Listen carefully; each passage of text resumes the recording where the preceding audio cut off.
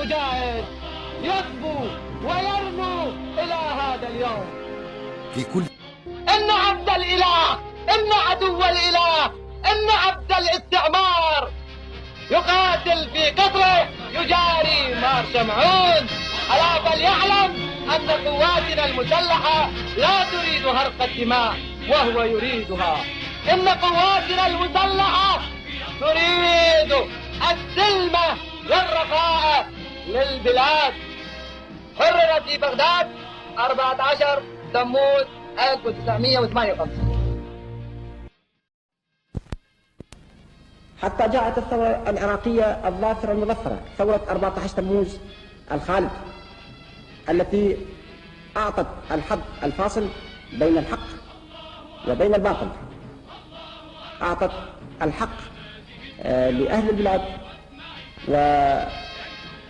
وطمست الباطل وقضت عليه، فتحررت الجمهورية العراقية وعادت البلاد لأهلها، وأبناء الشعب ينعمون بالحرية والاستقلال، إلا ذلكم الجزء من أرض الوطن وهم الكويت، أهل الكويت.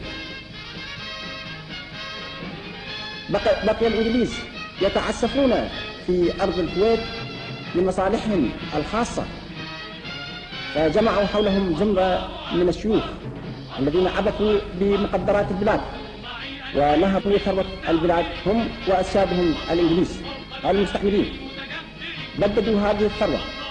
إن شعب الكويت ما زال يئن من الفقر والجوع، ما زال الماء العذب ممنوعا عنه، لا يصله الماء العذب، ومعظمهم حفاة عراة فقراء ضعفاء، ثرواتهم تنهب إلى خارج البلاد، يستفيد منها المستعمر ويستفيد منها الأجنبي.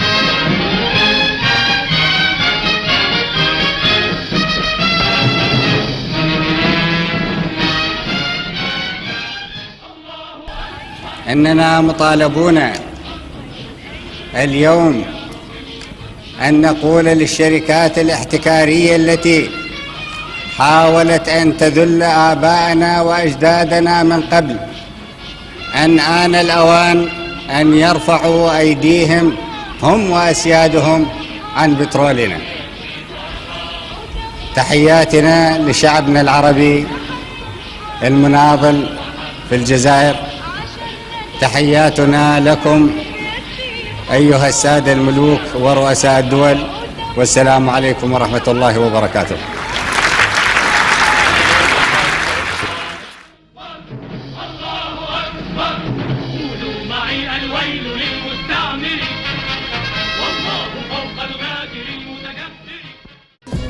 بشير راجل هنا.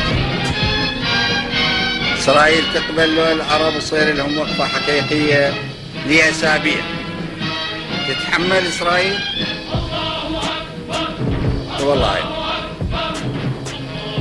والله ما تتحمل أسابيع. منظورنا احنا كعراقيين والله إسرائيل ما تتحمل أسابيع. يقولون إسرائيل يعني أمريكا، إيه ولتكن. ما نريد نجعل أمريكا عدوتنا في الميدان، بس لما نعجز أن نجعلها ترى الحق لتكون إسرائيل فوق أمريكا. مو هي أمريكا الآن هسه مو فوق إسرائيل على العراق؟ صار لها 10 سنين. راح يقولون حصروكم وكذا. لا، مو هم حصرونا، هم هذولا هم اللي يقولون حصروكم، هم اللي حصرونا. العرب حصروا. أمريكا ما تقدر تحاصر. نحن جزء من حالة عربية صحية، يعني الحد الأدنى من الصحة.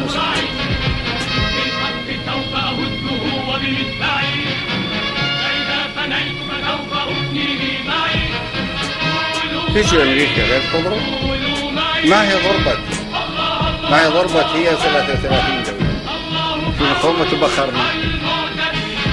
وبعدين هو ليش هو القدس ما يسوى انه واحد يتحمل ضرب ويتحمل تدمير ويحصره ويحرره من اسره؟ ما يسوى؟ مسر الرسول ما يسوى؟ شو وقت تهتز الشوارب؟ لو بس ادري شو وقت تهتز الشوارب وشو وقت الناس ينتخون. الله اكبر يا بلادي كبري وخذي بناصية المغير ودمري.